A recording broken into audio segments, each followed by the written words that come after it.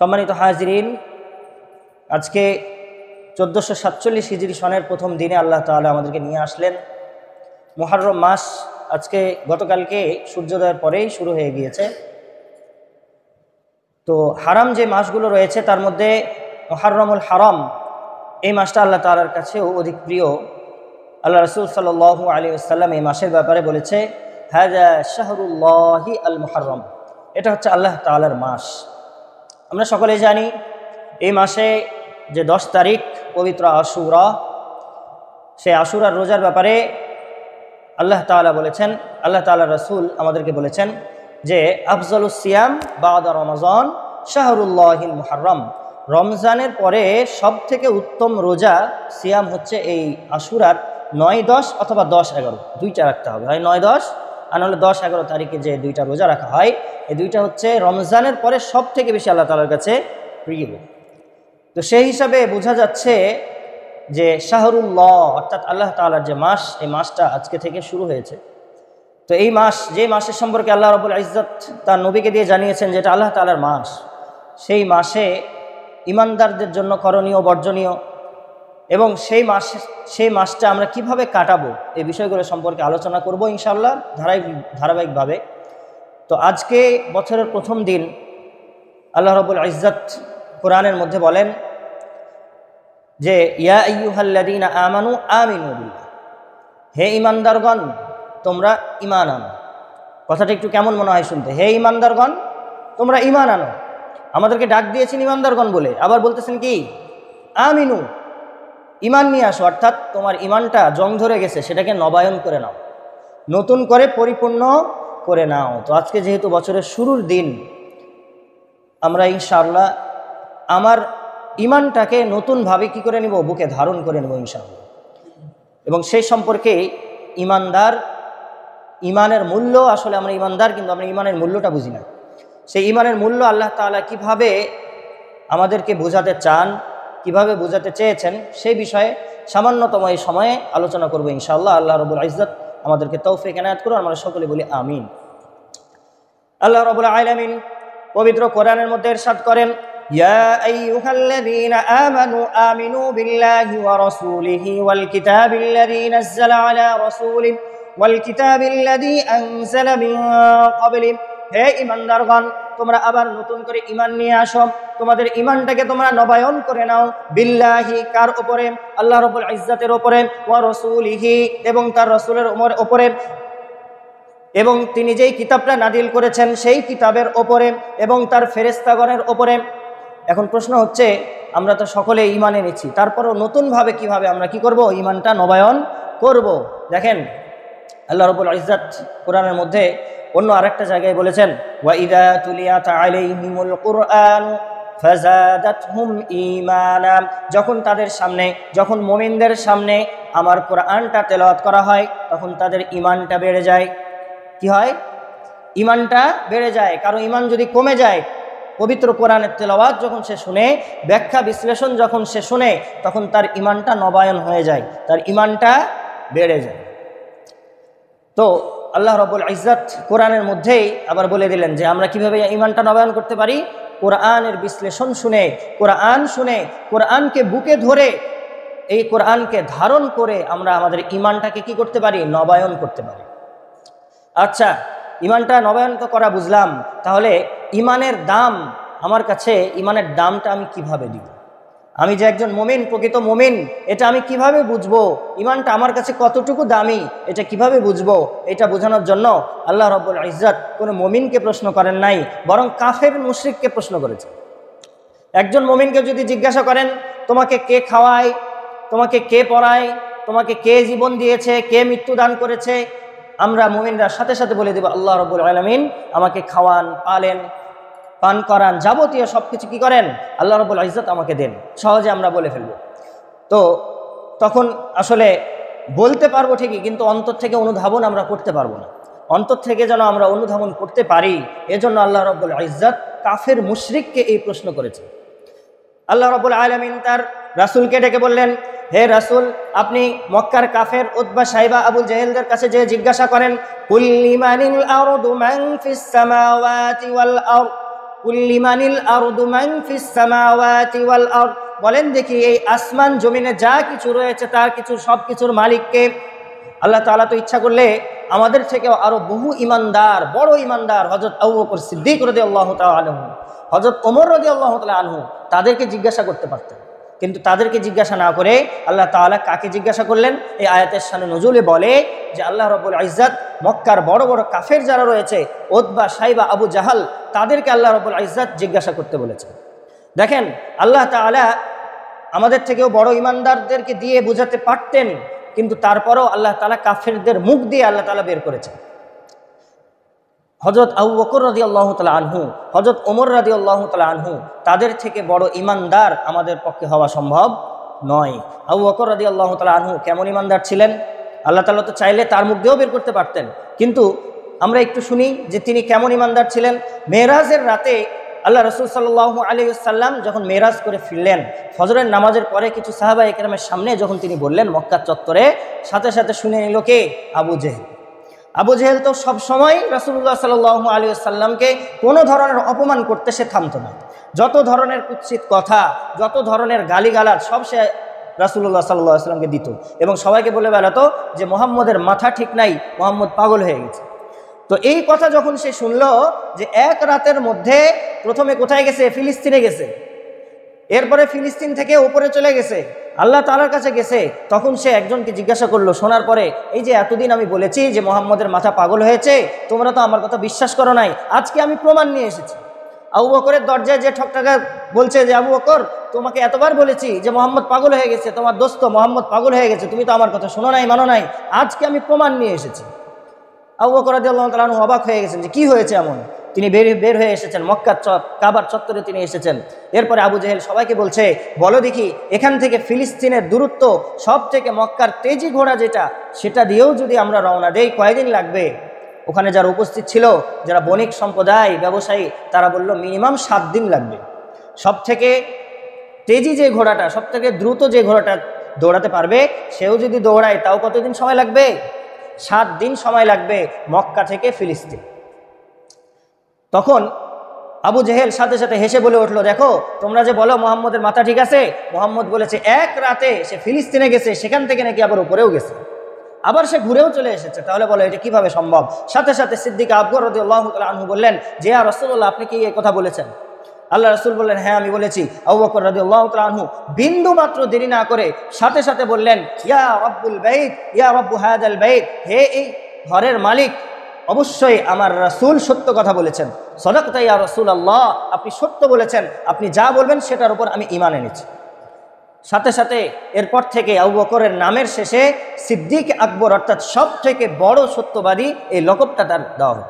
তাহলে আল্লাহ তাআলা ইচ্ছা করলে এত বড় একজন ইমানদার রাসূলের সঙ্গী, তাকে এই প্রশ্নগুলো করতে পারতেন। কুল লিমানিল আরদু ওয়া মান ফিহা, এই আসমান জমিন কার এবং তার মধ্যে যা কিছু আছে সব কিছু কার? আল্লাহ তাআলা তাকে প্রশ্ন করতে পারতেন, কিন্তু তাকে আল্লাহ তাআলা প্রশ্ন করেন নাই, বরং মক্কার বড় বড় কাফের, মুশরিক, আল ইসলামের দুশ্মন যারা ছিল তাদেরকে আল্লাহ রাব্বুল ইজ্জত প্রশ্ন করেছেন। আল্লাহ তাআলা সূরা মুমিনুনের মধ্যে 83 নম্বর আয়াত আল্লাহ তাআলা বলেন, কুল লিমানিল আরদু ওয়া মান ফিহা ইন কুনতুম তা'লামুন, হে নবী আপনি তাদের কাছে চলে যান, তাদের কাছে যে জিজ্ঞাসা করুন এই দুনিয়া এবং এই দুনিয়ার যা কিছু মধ্যে যা কিছু রয়েছে, এই সব কিছুর মালিক কে, রাজত্ব কার? ইন কুনতুম তা'লামুন, যদি তোমরা জানো তাহলে তা বলে ফেলো। আপনাদেরকে প্রশ্ন করি, বলেন দেখি এই জমিন আসমানের মালিক কে? আল্লাহ। আচ্ছা এবার বলেন দেখি মক্কার কাফের মুশরিকরা কি বলেছিল? মক্কার কাফের মুশরিকরা এ বিষয়ে কি বলেছিল? কারো ধারণা আছে? মক্কার কাফের মুশরিকরা যা বলেছিল আল্লাহ তাআলা সেটা কোরআনে কোড করে দিয়েছে।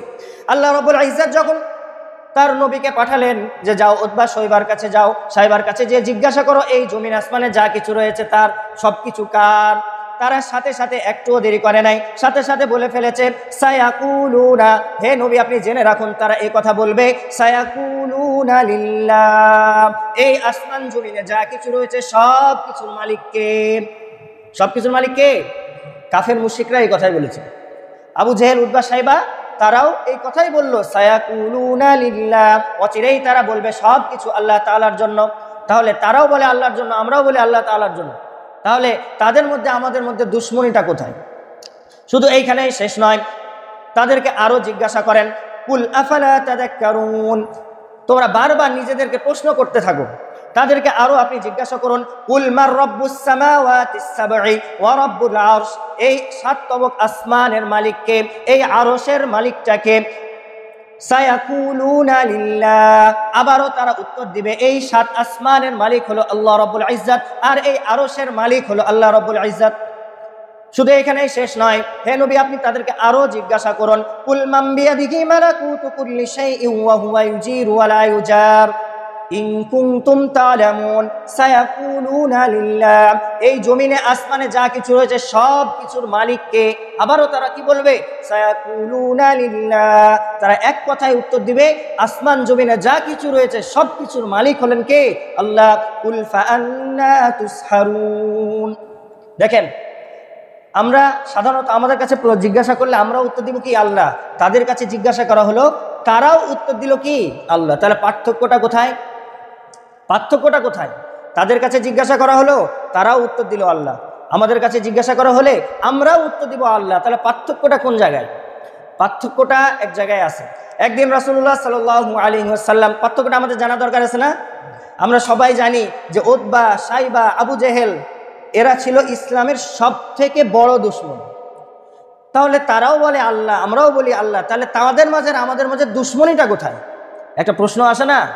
আমরা আজকে আপনি যদি যারা বিসিএস ক্যাডার হয়, পরীক্ষা দেয়, সূক্ষ্ম সূক্ষ্ম কিছু প্রশ্ন তাদের সবসময় মনে রাখতে হয় প্রশ্নের উত্তর। তাদেরকে যদি আপনি জিজ্ঞাসা করেন বিশ্ব হাত ধোয়া দিবস কবে, তারা বলে ফেলবে। আপনাকে আমাকে জিজ্ঞাসা করলে আমরা হা করে তাকায় থাকবো। অনেকে প্রশ্ন করবে হাত ধোয়া আবার দিবস আছে নাকি, প্রশ্ন করবে না? কিন্তু তারা ঠিকই জানে এরকম যত প্রশ্ন, সূক্ষ্ম সূক্ষ্ম প্রশ্ন করবেন তারা উত্তর দিতে পারবে। কিন্তু আমি যদি এখন প্রশ্ন করি, এই যে তাদেরকে যে জিজ্ঞাসা করা হলো তারাও বলল আল্লাহ, আমরাও বললাম আল্লাহ, তাহলে এটার মধ্যে পার্থক্যটা কোথায়? বলতে পারবে না, বলতে পারবে না। সুতরাং এটা আমাদের জানা দরকার আছে না নাই? তাহলে মনোযোগ দিয়ে শুনেন, আল্লাহ রাব্বুল ইজ্জাত তার নবীকে বললেন, আবার আপনি চলে যান, দেখেন মক্কার যে কাবার প্রান্তরে কি হয়। রাসূলুল্লাহ সাল্লাল্লাহু আলাইহি ওয়াসাল্লাম ফজরের নামাজের পরে তিনি কাবার চত্বরে চলে গেলেন। কাবার চত্বরে যেয়ে দেখেন এক লোক একটা খাসি নিয়ে এসেছে, কালো রঙের একটা দুম্বা কিন্তু খাসি করা আর কি। সে খাসি সে নিয়ে এসেছে। নিয়ে আসার পরে ওখানে যে লাতের যে মূর্তি ছিল, কাবা ঘরে লাত, উজ্জাত আর মানাত, 3টা বড় বড় মূর্তি ছিল, আর হোবাল 4টা, আরো অনেকগুলো মূর্তি ছিল, বড় বড় কয়েকটা। তো লাতের মূর্তির কাছে সে নিয়ে আসলো। নিয়ে আসার পরে সে ওই যে দুম্বা নিয়ে এসেছিল সেটাকে এক কোপে মাথার পিছন থেকে, ঘাড়ের দিক থেকে এক কোপে সে কেটে দিল। কেটে দেওয়ার পরে ওখান থেকে যে রক্তটা বের হলো, সে রক্তটা প্রথমে সে লাতের মাথার উপর দিল যে মূর্তি। এরপরে সেখান থেকে নিয়ে সে চলে গেল। এরপরে আবার রাসূলুল্লাহ সাল্লাল্লাহু আলাইহি ওয়াসাল্লাম আবার কাবার চত্বরে চলে আসলেন। কাবার চত্বরে আসার পরে দেখেন এক লোক একটা মোরগ নিয়ে এসেছে। মোরগ নিয়ে এসে সে মান্যতের কাছে নিয়ে এসে মোরগের ঘাটটা মটকিয়ে দিল। সেখান থেকে যে একটু রক্ত বের হলো, ওই রক্তটা সে পান করে ফেললো। এরকম বিভিন্ন ধরনের এক একজন এক এক রকম করে আসে, আর এই ধরনের কাজকর্ম সে করতে থাকে। এরপরে রাসূলুল্লাহ সাল্লাল্লাহু আলাইহি ওয়াসাল্লাম জিজ্ঞাসা করলো, তোমরা এগুলো কেন করো? তখন বললেন, আমাদের একটা ছেলে রয়েছে, এই ছেলেকে এমন একটা দুরারোগ্য ব্যাধিতে ধরেছে, সব ডাক্তার দেখানো শেষ, জাজিরাতুল আরবের মধ্যে যত ধরনের ডাক্তার ছিল সবাইকে দেখানো শেষ, তারপরেও কেউ ধরতে পারে না কি রোগ হয়েছে। তাই এই যে আমরা লাত যে রয়েছে, এই লাত অনেক বড় আল্লাহর ওলি ছিল, সে তো এখন চলে গিয়েছে, কিন্তু তার মূর্তিটা আমরা রেখেছি। তার মূর্তিতে কোনো রক্ত ছুঁয়ে যদি তাকে ওই ছেলেটাকে পান করায় দিই, তাহলে তার এই রোগের শেফা সে পেয়ে যাবে, সে রোগ থেকে আরোগ্য লাভ করবে। আবার আরেকজনকে প্রশ্ন করা হলো, তুমি মুরগির ঘাটটা কেন ভেঙে দিলে, সে রক্তটা কেন পান করে নিলে? বলে, আমি অনেক দিন ধরে শামে যাতায়াত করছি ব্যবসার উদ্দেশ্যে, কিন্তু আমার ব্যবসায় কোনো বরকত হয় না, যে মাল নিয়ে আসি সেটাই বিক্রি হয় না। এজন্য একজন আমাকে বলল যে এই যে উজ্জা আছে, এই উজ্জা তার মাথায় ছুঁয়ে যদি তুমি রক্ত পান করো তোমার ব্যবসার মধ্যে বরকত হবে। এখন বলেন দেখি, আল্লাহ রাব্বুল ইজ্জাত তার রাসূলকে তাদের কাছে পাঠালেন যে তারাও বলে জমিন আসমান সবকিছুর মালিক হলো আল্লাহ, আমরাও বলি জমিন আসমান সবকিছুর মালিক হলো আল্লাহ। আল্লাহ রাব্বুল ইজ্জাত তাদের কাছে এটা জিজ্ঞাসা করে পাঠালেন। এরপরে আল্লাহ তাআলা নিজেই বলে দিলেন, এই যে তারাও বলে আল্লাহ, মুমিনরাও বলে আল্লাহ, পার্থক্যটা কোথায়? পার্থক্যটা সূরা জুমারের 2 নম্বর আয়াতে আল্লাহ তাআলা বলেন, ওয়াল্লাযীনা ইত্তাখাযু মিন দুনিহি মা ইয়াবুদুনা ইলাল্লাহি যুলফা। আর যারা নাকি আল্লাহ ব্যতীত অন্য কাউকে তাদের বন্ধু বানাবে, অন্য কাউকে বন্ধু বানাবে এই জন্য যে তারা মনে করে যে তাদেরকে যদি আমরা বন্ধু বানাই সে উপরে যে আমার কথা সুপারিশ করবে আর আমার ইবাদতটা তারা কবুল করবে। তাদেরকে যখন জিজ্ঞাসা করা হলো তোমরা তাদের কাছে কেন এই ধরনের ইবাদত করছো, তারা উত্তর দেয় যে আমরা জানতাম এই লাত আল্লাহ তাআলার অনেক প্রিয় একজন বান্দা ছিল, সুতরাং সে তো এখন নাই, কিন্তু আমরা যদি তার নাম নিয়ে কোনো কিছু করি তাহলে সে আল্লাহ তাআলার কাছে আমাদের জন্য সুপারিশ করবে। আবার উজ্জার ব্যাপারে জিজ্ঞাসা করা হলো, সেই একই কথা বলা হলো যে সে তো আল্লাহ তাআলার কাছে প্রিয় ব্যক্তিত্ব ছিল, সুতরাং তার নাম নিয়ে যদি আমরা কিছু করি তাহলে আল্লাহ তাআলা আমাদেরকে কবুল করবেন। আল্লাহ রাব্বুল আলামিন স্পষ্ট করে বলে দিলেন তারা এই ইবাদতগুলো করতে চায় কেন জানো, তারা এই যে এই লোকগুলোর সাথে আল্লাহ তাআলার সম্পর্ক ভালো ছিল, এই উসিলায় আল্লাহ তাআলা যেন তাদেরকে দেন। এই জন্য আমি তোমাদেরকে স্পষ্ট করে বলে দিচ্ছি, মনে রেখো, উলাইকা হুমুল মুশরিকুন, যারা এই সমস্ত কাজগুলো চায়, যারা উসিলা করে, যারা সরাসরি আল্লাহ তাআলার কাছে না আছে বিভিন্ন ধরনের উসিলাতে চায় যে আল্লাহ তাআলা অমুকের মাধ্যমে দিবেন তমুকের মাধ্যমে দিবেন, এই সমস্ত বিশ্বাস যারা রাখবে, উলাইকা হুমুল মুশরিকুন, আল্লাহ রাব্বুল ইজ্জত একবার স্পষ্ট করে বলে দিয়েছেন তারা হচ্ছে মুশরিক, তারা হচ্ছে শিরককারী। এবার বলেন দেখি, সায়াকুলুনা লিল্লাহ কুল লিমানিল আরদু মান ফিস সামাওয়াতি ওয়া মান ফিহা, আসমান জমিনে যা কিছু আছে যদি তাদেরকে জিজ্ঞাসা করা হয় তারা বলবে সায়াকুলুনা লিল্লাহ, সব কিছু আল্লাহ তাআলার জন্য। আমাদেরকে জিজ্ঞাসা করলে আমরাও বলবো আল্লাহ তাআলার জন্য। পার্থক্যটা আমরা বুঝতে পারছি কিনা? পার্থক্যটা বুঝতে পেরেছি? তারা মুক্তিকে আল্লাহ তাআলার কাছে চাওয়ার একটা মাধ্যম বানিয়ে ফেলেছে। তারাও জানে জমিন আসমানে যা কিছু রয়েছে সব কিছুর মালিক কে? আল্লাহ। আমরাও জানি সবকিছুর মালিক আল্লাহ, আমরা মানি সবকিছুর মালিক আল্লাহ, কিন্তু তারা সরাসরি আল্লাহর কাছে চায় না, বরং শিরক করে তারপরে কি করে? আল্লাহ তাআলার কাছে চাই। সুতরাং ইমানের দাম আমি আলোচনা শুরু করেছিলাম যে আমাদের ইমান আর তাদের ইমান, তাদেরও ইমান আছে, তাদেরও ইমান আছে, কিন্তু তাদের ইমানটা কেমন? তাদের ইমানটা একটা মাধ্যমে দিয়ে তারপরে আল্লাহ তাআলার কাছে। আর আমাদের ইমান কেমন?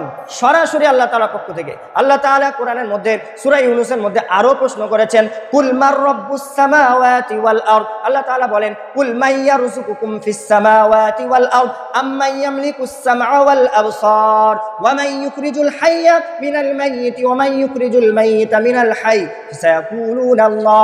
তাদেরকে যদি আপনি জিজ্ঞাসা করেন তোমাকে কে সৃষ্টি করেছে, তোমাকে দুনিয়াতে কে রিজিক দান করে, তোমাকে কে মৃত্যু দান করে, তোমাকে কে জীবন দান করে, সাথে সাথে তারাও বলবে সায়াকুলুনা আল্লাহ, আল্লাহ তাআলাই আমাদেরকে জীবন দান করেন, মৃত্যু দান করেন। দেখেন আমি যদি এখন আপনাদেরকে জিজ্ঞাসা করি যে আমাদেরকে রিজিক কে দান করেন, সাথে সাথে আমরা বলে দিব আল্লাহ, কারণ এটা বলা সহজ। আমাদের দেশের মাটি হলো খুবই উর্বর। আজকে আপনি একটা স্যাঁতস্যাঁতে মাটি আছে, সেখানে কোনো একটা বীজ দিবেন, দেখবেন কালকে সেখান থেকে একটা দানা বের হয়ে গেছে, সেখান থেকে একটা চারা বের হয়ে গেছে। কিন্তু মক্কা মুকাররমায় এত সহজে হবে না। আপনারা যারা হজে গিয়েছেন তারা জানেন যে মক্কার চারিদিকে দেখতে মনে হয় মাটি, কিন্তু সব বিশাল বিশাল পাহাড়, আর সেগুলো সব কিসের? পাথরের পাহাড়। এই পাথরের পাহাড়ে যতই পানি পড়ুক সেখানে কি কোনো ধরনের বীজ, কোনো ধরনের চারা জন্মানো সম্ভব নয়। সুতরাং তাদেরকে যখন আল্লাহ তাআলা জিজ্ঞাসা করলেন, তাদেরকে জিজ্ঞাসা করে তাদের মুখ থেকে আল্লাহ বের করলেন যে আল্লাহ তাআলা মাইয়ারযুকুকুম ফিস সামাওয়াতি ওয়াল আরদ, এই জমিনে তোমাদেরকে কে খাওয়ায়, তোমাদেরকে কে রিজিক দেয়, তোমাদেরকে কে সন্তান দেয়? তারা বলল কি? আল্লাহ আমাদেরকে রিজিক দেন। কাফের মুশরিকরা কিন্তু বলল কে? আল্লাহ আমাদেরকে রিজিক দেন। কিন্তু তাদের সমস্যাটা কোথায়? তারা সরাসরি আল্লাহ তাআলার কাছে না, বরং তাদের ইমানটা পড়ে আছে কোথায়? এখনো ওই লাতের ওপর, ওই উজ্জাতের ওপর, এই সমস্ত আরও যত ধরনের শিরক, আরও যত ধরনের মূর্তি। এবং শুধু তাই নয়, আমাদের মুসলমানদের মধ্যেও দুঃখের সাথে বলতে হয় অনেকে অমুক বাবা তমুক বাবা এর উপরে এখনো বিশ্বাস নিয়ে থাকে। সরাসরি মসজিদে এসে সরাসরি যে কোনো জায়গায় 2 রাকাত সালাত পড়ে আল্লাহ তাআলার কাছে চাইবে, সেটা চাইবে না। কি করবে? এখান থেকে 2-3 হাজার কিলোমিটার দূরে যেয়ে তারপর বিভিন্ন টাকা পয়সা দিয়ে সেখানে গরু ছাগল হাবি জাবি অনেক কিছু দিবে, তারপরে ওই বাবার কাছে চাইবে। বলেন দেখি, সরাসরি আল্লাহ তাআলার কাছে চাইলে মনে হয় তিনি কি করেন না? শুনেন না। আমাদের বিশ্বাস এইটা। তাহলে আমি নিজেকে মুসলমান দাবি করি, আবার অন্তরে এই সমস্ত কুফর শিরকত এগুলাও আমি রাখছি, তাহলে আমার ঈমানের দাম কিভাবে হবে? সম্মানিত উপস্থিতি, আল্লাহ রাব্বুল ইজ্জত যে আমাকে জিজ্ঞাসা করলেন, ইয়া আইয়ুহাল্লাযীনা আমানু আমিনু, তুমি তোমার ঈমানটাকে কিভাবে নবায়ন করবে, তুমি তোমার ঈমানের জন্য কি করেছো? একদিন রাসূলুল্লাহ সাল্লাল্লাহু আলাইহি ওয়াসাল্লাম খবর পেলেন যে মক্কার যেই প্রান্তর রয়েছে কাবার প্রান্তর, ওই কাবার প্রান্তর এক মহিলার বিচার হচ্ছে। কি বিচার? কার বিচার? সেখানে আবু জেহেল, উতবা, সাবা সবাই উপস্থিত ছিল। সেখানে যেয়ে তাকে জিজ্ঞাসা করা হলো, তোমার স্বামী কেন মুহাম্মদের উপর ঈমান আনলো? একদম ইসলামের প্রাথমিক ঘটনা শুরুর দিকে, তোমার স্বামী মুহাম্মদের উপর কেন ঈমান আনলো? তাকে তাড়াতাড়ি ইমান ত্যাগ করতে বলো, নাহলে তোমার খবর আছে, তোমাকেও মেরে ফেলবো, তোমার স্বামীকে মেরে ফেলবো, তোমার ছেলেকেও মেরে ফেলবো। ওই মহিলা, তার ভিতর এত বেশি ইমানের দীপ্ততা ছিল, এত বেশি ইমানের আলো ছিল, এত বেশি শক্তি ছিল। মক্কার যে প্রধান কাফের আবু জেহেল, উতবা, সাইবা, তারা ছিল ওই সময় নেতৃত্ব, তারা ছিল নেতা। সেই নেতাদের সামনে সে বলল, আমার স্বামীর আমি খাই, আমি ইমান আনবো নাকি ছাড়বো তোমার কথাই তো হবে না। আমার ছেলে তার বাপের খায় পরে, সে ইমান আনবে নাকি ছাড়বে তোমার কথাই তো হবে না। একজন নেতার সামনে সাধারণ এক মহিলা যখন এভাবে কথা বলে ফেললো, নেতার তো মাথায় এখন বাস পড়েছে, নেতার তো মাথা গরম হয়ে গেছে। নেতার হাতে ছিল একটা বল্লম, সে ওই বল্লম তার দিকে ছুড়ে মারে মহিলার যে লাগে, একদম লজ্জা স্থানে লাগে। সাথে সাথে সেই মহিলা শহীদ হয়ে যায়। সেই মহিলার নাম ছিল হযরত সুমাইয়া রাদিয়াল্লাহু তাআলা আনহা। ইসলামের শুরুতে প্রথম শহীদ কোনো পুরুষ নয়। আজকে আমরা পুরুষ হয়েছি বলে আমাদের মধ্যে অনেক অহংকার রয়েছে যে মহিলারা ইসলামের জন্য কি করেছে। মহিলাদের যে ত্যাগ ইসলামের জন্য রয়েছে, জীবনের প্রথম ইসলামের শহীদ হলো একজন মহিলা, হযরত সুমাইয়া রাদিয়াল্লাহু তাআলা আনহা। এই আবু জেহেলের আঘাতে, বল্লমের আঘাতে সাথে সাথে শহীদ হয়ে গেলেন। ইমানের দাম দিয়ে তিনি নিজের জীবনটা দিয়ে দিলেন। হযরত খাব্বাব রাদিয়াল্লাহু তাআলা আনহু, ইরাক থেকে যাকে বন্দী করে নিয়ে আসা হয়েছিল, এরপরে দাস হিসাবে যাকে মক্কায় বিক্রি করা হয়, এবং সে দাসের থাকা অবস্থায় রাসূলুল্লাহ সাল্লাল্লাহু আলাইহি ওয়াসাল্লাম তাকে ইমানের দাওয়াত দিয়েছিল। তিনি ওই ইমানের ডাকে সাড়া দিয়ে তিনি প্রাথমিক জামানায় ইসলাম গ্রহণ করেছিলেন। ইসলাম ধর্ম গ্রহণ করার কারণে তার উপর এত পাশবিক নির্যাতন করা হয়, তাকে উত্তপ্ত বালির মধ্যে ফেলে রাখা হয়, উত্তপ্ত আঙ্গার তার বুকের মধ্যে দেওয়া হয়। উত্তপ্ত বালির মধ্যে ফেলে রাখার কারণে তার পাঁজরের যেই চর্বিগুলো ছিল সবগুলো গলে গিয়েছিল, কোনো গোস্ত সেখানে অবশিষ্ট ছিল না।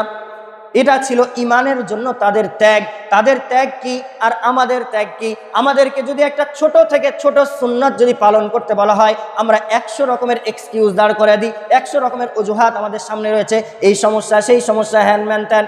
আল্লাহ তাআলা বললেন, ইয়া আইয়ুহাল্লাযীনা আমানু আমিনু, হে ঈমানদারগণ তোমরা ঈমান আনো, তোমার ঈমানটা জং ধরে গেছে, তোমার ঈমানটাকে ঠিক করো। সাহাবাওয়ালা ঈমান তুমি নিয়ে আসো। একজন সাহাবী ঈমানের জন্য, ইসলামের জন্য নিজের জীবনের সব থেকে দামি মানুষের কাছে কি নিজের জীবন, এই জীবনটা নির্দ্বিধায় তিনারা বিলিয়ে দিয়েছেন। কেন? ইসলামকে এই দুনিয়ায় প্রতিষ্ঠা করার জন্য। আজকে তারা যদি আপনার আমার মতো বিভিন্ন ধরনের অজুহাত সৃষ্টি করতে থাকতো, মানুষকে বলতে থাকতো, ভাই নামাজে আসো, ভাই এখন নামাজের সময় হলে যে যদি যাই একটা কাস্টমার চলে যাবে, আমি যদি বলি নামাজের দিকে আসো, এখন এইচএসসি পরীক্ষা চলছে, নামাজে গেলে একটু সময়টা নষ্ট হয়ে যাবে, বিভিন্ন ধরনের অজুহাত আমরা দেখাতে থাকি। আমাদের মতো ওই সাহাবায়ে কেরাম রাদিয়াল্লাহু আনহুমগণ, উনারাও যদি অজুহাত দেখাতেন, আমরা এত সুন্দর এসির মধ্যে এত সুন্দর পরিবেশে নামাজ আদায় করতে পারতাম না, ঘরে বসে বসে আল্লাহকে ডাকতে আমরা পারতাম না।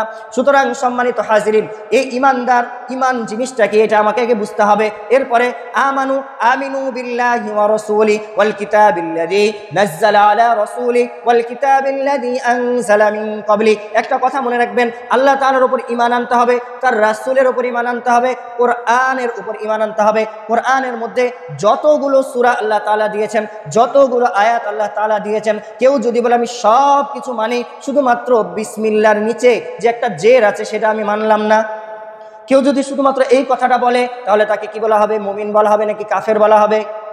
তাকে কাফের বলা হবে। কোরআনকে 100% আপনাকে মানতে হবে। যার কারণে আল্লাহ তাআলা শুরুতেই বলে দিয়েছেন, আলিফ লাম মিম যালিকাল কিতাব, এমন একটি কিতাব, লা রাইবা ফি, যেই কিতাবের মধ্যে সন্দেহের কোনো অবকাশ নাই। সন্দেহ নাই এই কথা বলে নাই, বলেছেন সন্দেহের কোনো অবকাশ নাই। সন্দেহ নামক যত জিনিস সব কিছু এই কোরআন থেকে যোজন যোজন যোজন দূরে। সুতরাং এই কোরআনে যেই হরফ, যেই অক্ষর, যা কিছু, যত হুকুম আহকাম বিধান আমাকে আল্লাহ তাআলা দিয়েছেন, নির্দ্বিধায় চোখ বুজে অন্তর থেকে যদি আপনি মেনে নিতে পারেন, তাহলে আপনাকে মুসলিম বলা হবে। আর যদি আফাতুমিনুনা বাদুল কিতাবি ওয়া তাকফুরুনা বিবাদ, যেটা আমার ভালো লাগে সেটা আমি গ্রহণ করি, আর যেটা ভালো লাগে না সেটা আমি ছেড়ে দিই, তোমরা কি মনে করো যা তোমার ভালো লাগে কিছু অংশ তুমি ঈমান আনবে আর কিছু অংশ তুমি ঈমান আনবে না, তোমাকে মুমিন মুসলমান বলা হবে না। আজকে আমাদেরকে কোরআনের আয়াত যেগুলো আমাদের ভালো লাগে সেগুলো মানি, আর যখন আমাকে বলা হয় তোমাকে সালাত আদায় করতে হবে, তোমাকে পর্দা পুশিদা করতে হবে, তোমাকে হালাল মানতে হবে, তোমাকে হারাম থেকে বাঁচতে হবে, তোমাকে ভাই ভাই নিজের সম্পর্ক ঠিক রাখতে হবে, কেউ কারো হক মারা যাবে না, কেউ কাউকে গালি দেওয়া যাবে না, কেউ কাউকে কষ্ট দেওয়া যাবে না, অন্যায়ভাবে হত্যা করা যাবে না, বিচার বহির্ভূতভাবে কারো সাজা দেওয়া যাবে না। এই সমস্ত কথাগুলো যখন আমাদের সামনে আসে, তখন আমরা বলি কোরআন তো মধ্যযুগীয় বর্বরতা। নাউযু বিল্লাহি মিন যালিক। আল্লাহ রাব্বুল ইজ্জত আমাদেরকে প্রত্যেককে কোরআনের প্রত্যেকটা হরফের উপর ঈমান আনার তৌফিক আল্লাহ তাআলা নসিব করুন। সকলে বলি আমিন। দেখেন, আমিনু বিল্লাহ ওয়া রাসূল ওয়াল কিতাবিল্লাযী নাযালা, রাসূলের উপর যে কিতাব আমি নাজিল করেছি এটার উপর তোমাকে ঈমান আনতে হবে। আর ঈমানদার তোমাকে তখন বলা হবে যখন তুমি এটা মানবে। কেমন? এক জায়গায় লেখা আছে এখানে থুতু ফেলা নিষেধ। কেউ যদি ওই জায়গায় যে থুতু ফেলে, বলেন দেখি ওই কথাটা সে মানলো কিনা, কথাটা কি মানলো নাকি অমান্য করলো? আল্লাহ তাআলা কোরআনের মধ্যে প্রত্যেকটা হুকুম হাকাম বিধান দিয়েছেন, প্রত্যেকটা যে আমরা পাপ গুনাহ করছি, যত ধরনের অশ্লীলতা, এই বিরুদ্ধে আল্লাহ তাআলা বলেছেন। আর ওই অশ্লীলতাগুলো আমরা করছি, আবার নিজেদেরকে ঈমানদার দাবি করছি। তাহলে বলেন দেখি আমি কোন ধরনের ঈমানদার? আল্লাহ রাব্বুল ইজ্জত এই কথাগুলো প্রথমে আমাকে, আমাদের সবাইকে মেনে আমাদের ঈমানটাকে মজবুত করার তৌফিক আল্লাহ তাআলা এনায়েত করুন। ওয়া আখিরু দাওয়ানা আলহামদুলিল্লাহি রাব্বিল আলামিন। আমরা যারা সুন্নাত পড়িনি সুন্নাত পড়ুন।